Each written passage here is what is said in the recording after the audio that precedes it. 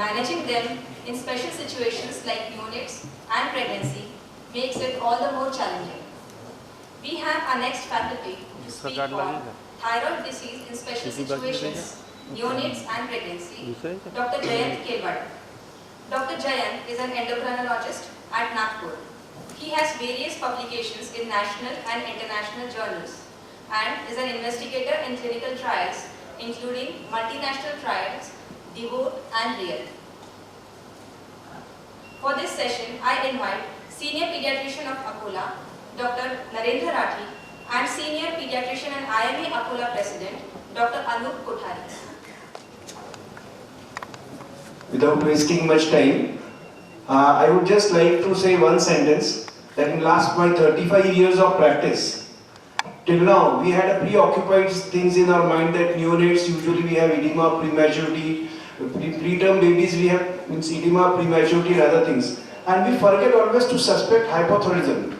It was my latest experience where we had a twin premature babies and where the babies were dull, we thought it was sepsis, edema due to prematurity, and later on both the twins turned out to be hypothyroid. Their TSH was more than 100 to 400. It's my humble appeal not only to pediatricians but also to obstetricians that whenever you do any test, blood test, a first test in the neonate should also include TSH as a compulsion. Thank you. Good afternoon everyone. Today I am going to discuss about these two important topics. To be in sequence, I will first discuss the thyroid disorders in pregnancy and then in neonates.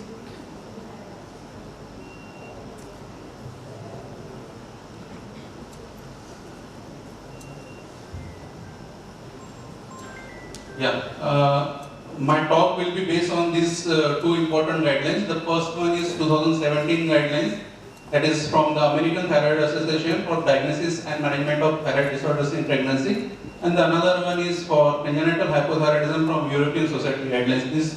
Both the topics are freely available online. You can go through for more detail of these two important topics. Just start with the case. She is 25-year primary gravida, 9th week of pregnancy. On routine evaluation, her T4 is 14, slightly elevated. The normal is, for reference range for that lab, is around 12. The TSH is 0.1. She gives history of nausea, vomiting, weight loss of around 1.5 kg. There was no history of palpitation or tremors, no goiter. Pulse rate is around 84 per minute. So will you treat this patient? What is your diagnosis? Whether this patient is suffering from hyperthyroidism or is there anything else? Will you treat this patient? Another case, some different presentation. Now she is 16 weeks of gestation. She has another case. This is another case. So 16 weeks of gestation. She has history of palpitation, tremor, weight loss, grade 2 goiter. Her T4 is markedly elevated. It is around 24 microgram per liter. TSH is suppressed. So what is your diagnosis? So two completely different scenarios, and both cases the hyperthyroidism is suspected, but we need to decide which patient need treatment and which patient not. For that, you should know the physiology. If you know the physiology, what are the thyroid changes, thyroid hormonal changes in pregnancy, you will come to the conclusion, you can come to the diagnosis, and then you can easily treat. So what are the physiological changes which occur in thyroid during pregnancy? So this is the first and most common changes which occur in the pregnancy. All of us know that there is an increase in the beta HCG level. Sorry.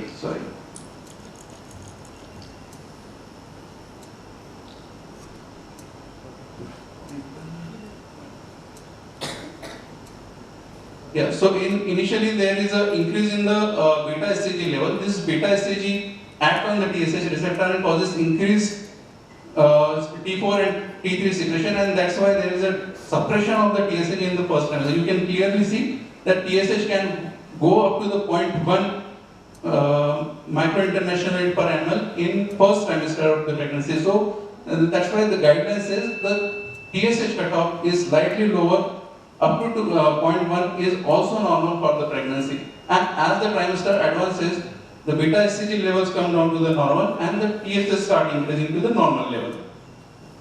This is from again 2017 guidelines. I will just read it out because this is very important statement. from the 2017 guidelines, a reduction in lower TSH reference range is observed during pregnancy in almost all studies.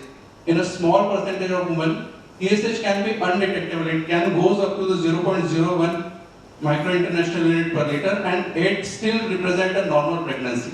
So even up to 0.01 level can go in first trimester because of the increased beta stage level. In addressing the clinical importance of reduced serum TSH during pregnancy, it is important to note that subclinical hyperthyroidism has not been associated with adverse pregnancy outcomes. This is very important statement, and therefore maternal TSH concentration that is low but detectable is likely not clinically significant. Next, this is increase in the TPG level. So there is the increased thyroid binding globulin level, and because of the increased TPG level, the level of total T4 get increased during the pregnancy, and also, as I said, there is increased beta STG level which act on the TSH receptor. So free T4 and T3 also get increased in the first trimester, and as the pregnancy progresses, they come to the normal level. So these three important changes you should remember so that you will not misdiagnose the case. So total T4 is increased by nearly 1.5 times the non-pregnant state. Means suppose the normal non-pregnancy TSH range is T4 range is up to 12. So in pregnancy it will be around 18, 1.5 times the normal range. And transient rise in the FT4 in first trimester and decrease in the FT4 in second and third trimester within normal range. So whenever a case came to you in your OPD with a suppressed TSH in first trimester, you should ask about this point, medical history, whether the patient is symptomatic, whether the patient having symptoms of hyperthyroidism. You should examine that patient thoroughly rather than just seeing the number of TSH. You should first thoroughly examine the patient, whether the patient has goiter, whether the patient has thyroid orthopathy or other changes of Graves' disease. You should measure the free T4 level, and in some time, if there is a confusion whether the patient is suffering from gestational thyrotoxicosis or the Graves' disease, you can order the TRAB antibody, that is TSH receptor antibody. Remember, whenever you want to differentiate between the Graves and non-Graves condition, you should order the TRAB antibody, not the thyroglobulin antibody. These are thyroid receptor antibodies. These are some differential points between the gestational thyrotoxicosis and the Graves' disease. In gestational thyrotoxicosis, they usually have the mild symptoms, while in Graves' disease, they may have the severe symptoms. Patient may be clinically toxic. The patient may have Graves' orbitopathy, and thyroid antibodies are negative in gestational thyrotoxicosis, while in Graves, they are present. A few words about the gestational thyroid. This is very common. It can occur up to around it can occur in around 1 to 3% of the pregnancies. This is the transient thyrotoxicosis and limited to the first half of the pregnancy, may last up to the 16th week of the gestation, and it is characterized by elevated free T4 and adjusted total T4 and suppressed or undetectable TSH in the absence of thyroid autoimmunity. So this is very common symptom, particularly in the first 3 months of the pregnancy. It is secondary to increase in the beta STG level and usually associated with the hyperemesis gravidae. No need of anti-thyroid medicines. So if patient is having just gestational thyrotoxicity, definitely you have to differentiate between the gestational thyrotoxicity and the Graves. But if the patient is suffering from gestational thyrotoxicity, no need of anti-thyroid drug. Beta blocker can be considered, but that also you have to give with the caution. Only need is supportive treatment, management of the dehydration and hospitalization to control vomiting and the dehydration. Then the question comes, whom to treat. So these are the cases. If the patient already have Graves' disease on the treatment, yes, you have to continue. If the patient is symptomatic, Graves' disease detected during the pregnancy, confirmed Graves' disease detected during the pregnancy, and overt hyperthyroidism due to other causes. These are 3 options. We all know about these 3 options: antithyroid drug, surgery, and the radioiodine. Obviously, radioiodine are contraindicated during the pregnancy. The 2 options are antithyroid drug and thyroidectomy. Antithyroid drugs are the treatment of choice. You can use propylthiouracil or metronidazole and the carbimazole. And in some cases, when the patient has allergic reaction to anti-thyroid drug, or if patient is persistently hyperthyroid, or if the patient has requiring very high doses of anti-thyroid drug, in that scenario you can offer patient subcatal thyroidectomy, particularly in the second trimester. But on large basis, the drug of choice, the treatment of choice is anti-thyroid drug, that is propylthiouracil and metronidazole or carbimazole. These are some of the principles which you need to follow while treating Graves' disease patient during pregnancy. First trimester, PTU, because PTU process placenta very less. So first trimester, the drug of choice is PTU, and in second and third trimester, you can shift that patient to the carbimazole or metronidazole. Why? Because PTU can cause severe liver toxicity, and that's why in second trimester or third trimester, we shift generally patient on the metronidazole and the carbimazole. And this is the ratio, 1:20 you have to follow. Suppose the patient is on metronidazole 5, then PTU is around 50 mg per day. So 1:20 ratio is there. Monitoring free T4, TSH every 4 weeks. Use lowest effect. This is very important because, as already mentioned, mild subclinical hyperthyroidism is not dangerous for mother and the baby, but hypothyroidism is worrisome. So use lowest effective dose. Try to give free T4 and total T4 at upper limit of the normal level. Side effects, generally they are well tolerated. They can occur. The side effects are generally skin reaction, skin rashes.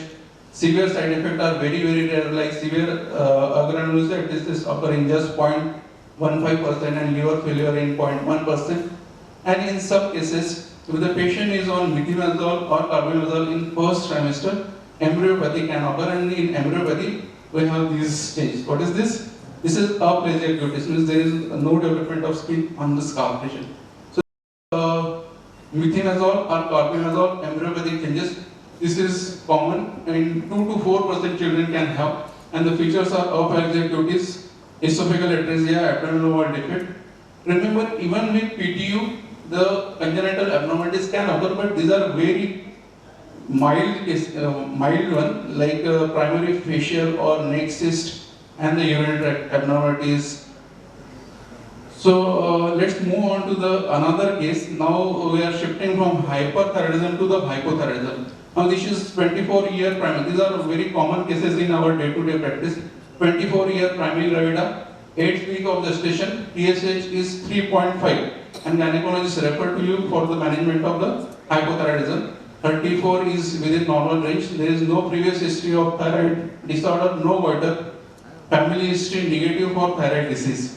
So what will you do? Will you start the treatment for this patient? And this is another case, 27-year, 8th week of gestation, and on investigation, her TSH is markedly elevated, TSH is 30, while T4 and T3 are within normal range. And someone suggested that lady that you should do the abortion. So will you do that? So these are two important and common scenarios which we face in our day-to-day practice. These are common complications which are associated with the hypothyroidism in the pregnancy. Particularly in fetus, they may cause growth restriction, increased perinatal mortality, increased miscarriage rate, and most top is the impaired neuro-psycho-intellectual development in the fetus. So what is their incidence, how much they can affect the baby? This is a paper published in 1999, and they said full IQ score of children whose mother had high TSH during gestation were 7.0. Means it is not that they will be completely having mental retardation, the IQ will be 7 point lower than the control, and that 19% of them had score less than 85 compared to the 5% control. This is also proved in another study, and they found that if the patient has severe hypothyroidism, they can, if the mother has severe hypothyroidism, the baby may have some decrease in the IQ level. So when to test means whether you test thyroid function in each and every patient or just targeted screening for those patients who are at risk for development of the thyroid disorders. Again, this is from the 2017 guidelines, and 2017 guidelines is not in favor of universal screening. These are not my words, these are from the guidelines itself. There is insufficient evidence to recommend for or against universal screening for abnormal TSH concentration in the early pregnancy, and they specifically ask for these risk factors. If the patient has these risk factors, then only you can do. But I don't find this suitable for our patient, and that's why I have given this from the Indian Thyroid Society guidelines. And the Indian Thyroid Society guidelines says all antenatal mothers should be screened at the first antenatal visit using TSH. Ideally, screening should be carried out at pre-pregnancy evaluation or as soon as pregnancy is confirmed, because India has higher incidences of thyroid antibody positivity, uncertainty of universal iodine supplementation. Universal screening makes sense. So yes, every pregnant lady should be screened for thyroid function as soon as pregnancy is confirmed. This is the algorithm given by ATA 2017, again from ATA 2017. This is quite busy slide, but I will make it simplified for you. The TSH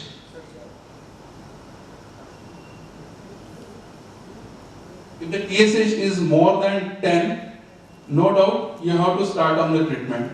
If the TSH within normal range, that is between 0.1 to 2.5, no treatment. The confusion is only between 2.5 to 10. In that also, if you just order TPO antibody, if the TPO antibody is positive, yes, obviously you have to treat those patients. And if the TPO antibody is negative, remember this is only gray area, TSH between 2.5 to 10. Order TPO antibody, if TPO antibody is positive, yes, we have to treat. The TPO antibody is negative, then if the patient has TSH between 2.5 to 4, you can just wait. And if the TSH is more than 4, the guidelines says consider treatment. So only gray zone is between 2.5 to 4. Every patient more than TSH more than 4, you should treat irrespective of antibody positivity or not. If the 2.5 to 4 TPO antibody is positive, then treat. If TPO antibody is negative, you can wait and repeat the test after 1 month.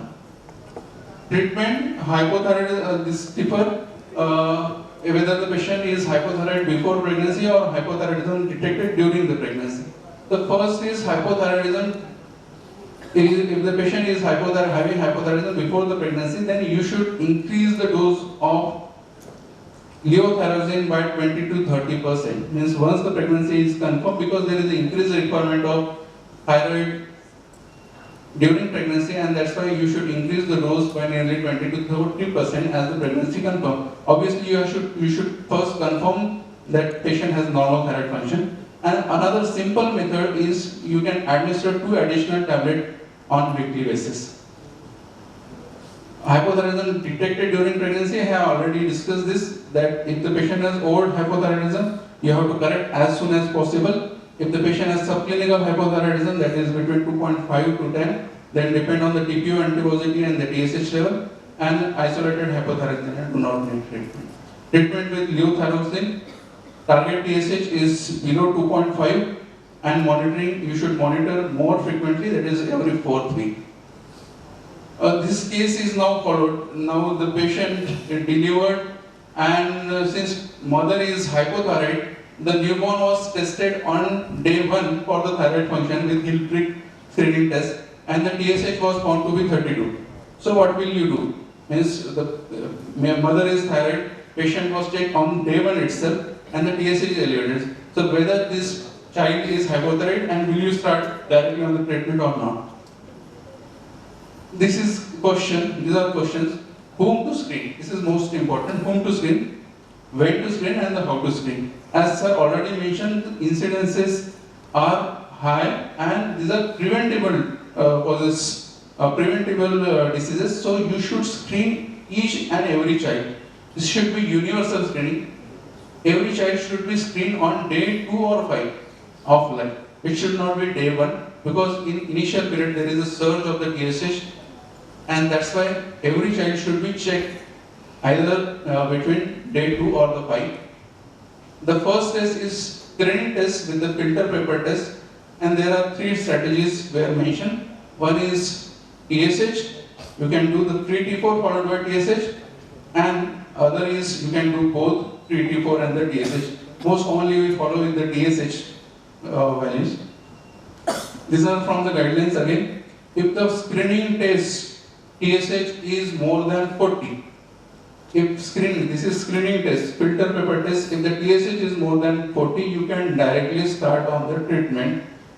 But before starting treatment, you just send venous sample for complete thyroid profile.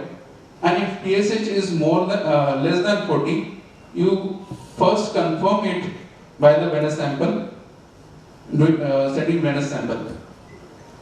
Some patients may require second screening. Initial TSH is normal, but if the child is preterm neonate, if the child is low birth weight, very low birth weight, or if the preterm newborn, because they do not have that TSH surge in the initial part of the treatment, so these child may require second screening. If the TSH is normal on first screening, they can be tested on second week as well to find out whether they are suffering from any hypothyroidism or not.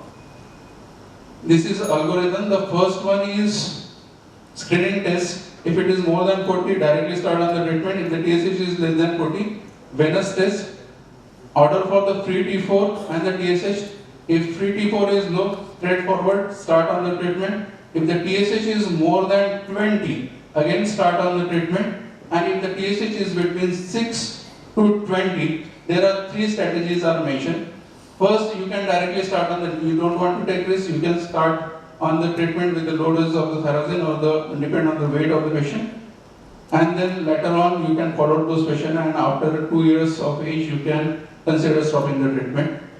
Or otherwise, you can withhold the treatment and recheck after 1 or 2 weeks, or you can further investigate to confirm the diagnosis. So simplified, on screening test, if more than 40, start treatment, less than 40, you confirm it by venous T3, T4, TSH. If T4 is low, start treatment. TSH more than 20, start treatment. If the TSH between 6 to 20, you can start, you can just wait and reconfirm again. These are from Indian Society of Pediatrics, and again almost similar, but I will go because I just want to mention about the Indian guidelines as well. So screen every newborn using cord blood or postnatal blood, ideally at 48 to 72 hours of age. Neonates with TSH more than 20 serum units should be recalled for the confirmation. For TSH more than 40, immediate confirmatory venous T4 and TSH should be ordered, and for minor elevation of screening TSH, second screen can be done at 7 to 10 day of age. Preterm and low birth weight infant should be undergo screening at 48 to 72 hours postnatal age, and the sick babies also should be screened at least 7 days of age. Venous confirmatory TSH, if it is more than 20 before age of 2 weeks, or if it is more than 10 after the age of 2 weeks with low T4, that confirms the congenital hypothyroidism, and you should start the treatment. These are treatment guidelines. You should always use levothyroxine only. Treatment should be started as soon as possible, no later than the 2 weeks after birth. Initial T4 dose is 10 to 15 microgram per kg per day. And severe diseases should be treated with slightly higher doses. LT4, we all know that the thyroxine tablet has to be given on empty stomach, but in neonate this may not be possible. You should give with just few ml of water or breast milk with crushed tablet you can give.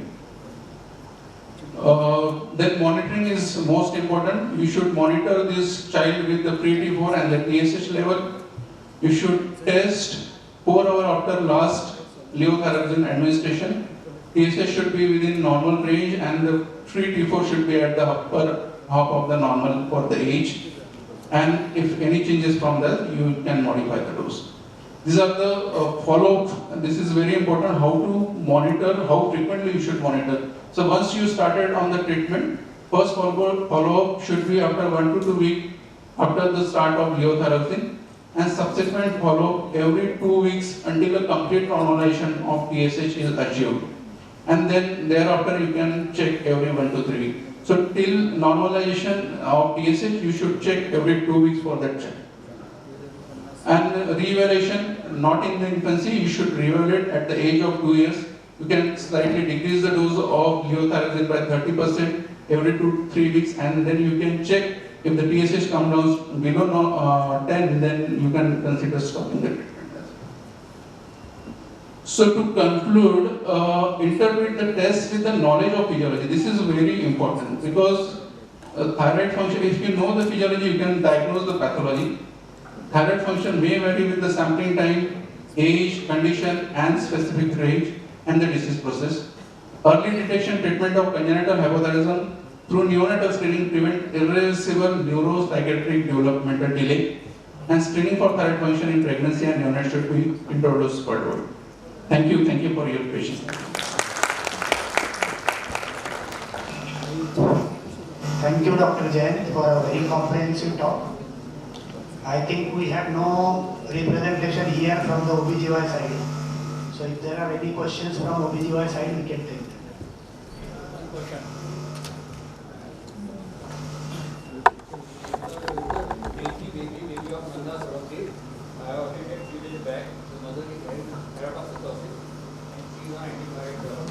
On day 3, the baby's TSH is 400 microinteractions per ml. Free T3, T4 was not done. Total T4 was 7.42 microgram. The baby's weight is 3.5 kg, day 3 of life. So how to deal with this case? This will be a transient hypothyroidism, or for how many days this will persist? Yes. So TSH was 700. TSH is 400. TSH is 400, T3 is 7.42, and T4 is 135. So it could be one because of the patient is the mother is on antithyroid drug, and because of the placenta transfer, the patient may have hypothyroidism. And sometimes because after pregnancy also that mother is going to feed that baby. So, and the patient will be on antithyroid drug because after pregnancy the autoimmunity again worsen and the patient require antithyroid drug during postpartum state as well. So it is better to start the patient on the treatment. That child also you can start on the treatment straight away because again that antithyroid drug for the mother will affect the baby. You can confirm the diagnosis whether the child is having hypothyroidism or not doing USG scan and the thyroid technician scan as well. But it is better do not wait for the confirmatory test. It is better to start on the treatment. You can take opinion on seniors. See, over here what has happened, the mother is on, basically the patient is having Graves' disease. The mother is having probably primary hyperthyroidism. So in this case, there can be a case of transplacental passage of the TSH receptor trap antibodies, and they can be of two types. They can be of the inhibiting type also, which may have crossed the placenta and cause the transient hypothyroidism in the baby. But in this case, we have to treat. It is unlike neonatal hyperthyroidism where it is a transient case where we can afford to wait. But in this case, we should treat because the TSH is more than 400, and as we know, the IQ levels means each day of hypothyroidism can cause some percentage decrease in the, especially in the mathematical this thing. There is data showing that, so we should definitely treat this. For how many days this baby will require treatment? How to follow? We have to monitor it every 4 weekly. Probably if it is transient, if there is a when there is a washout of the antibodies, the TSH may start normalizing and TSH might get suppressed, and we may have to stop the treatment also. We have to monitor it. Only on routine monitoring will come to know. Thank you. Anita, Only one point is giving thyroxine will not hamper the health of the child. Not giving the thyroxine supplementation will definitely affect the brain development of the child. Definitely you should treat them. Yes, better to by treating on that side rather than under treating hypothyroidism is always good. Any other question? Dr. Intejam Deshmukh to please come forward to to felicitate the chairperson.